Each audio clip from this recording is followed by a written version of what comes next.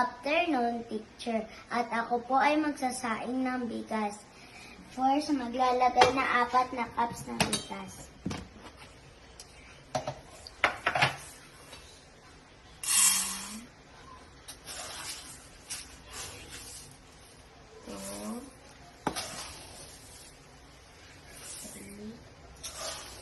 At 4. Pagkatapos ko po magsali ng bigas, babanlawin ko na po ito 2 o 3 beses.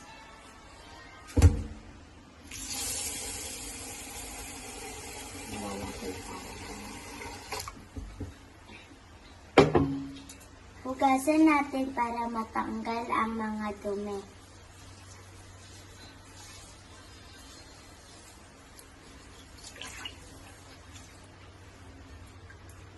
Pagkatapos ito, tanggalin ng tubig at hugasan ulit.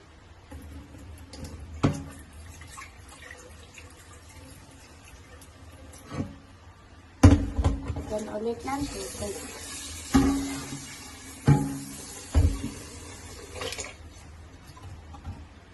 Then gawin ulit. Hugasan ulit natin.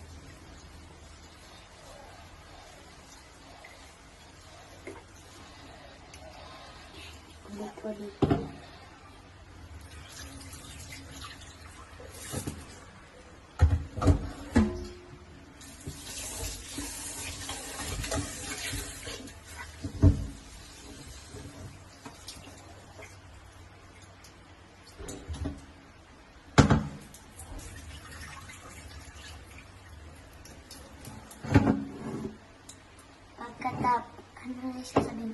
Pagkatapos po natin hugasan ang bigas, lagyan po ulit natin ang huling tubig.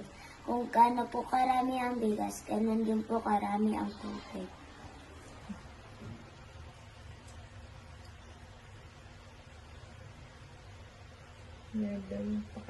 Ito po ang level. Saan po natin ang pinakailalim ng rice cooker?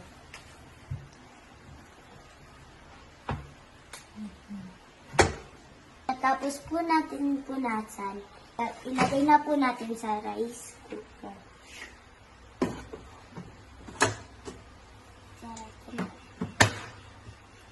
Tutin natin ang on.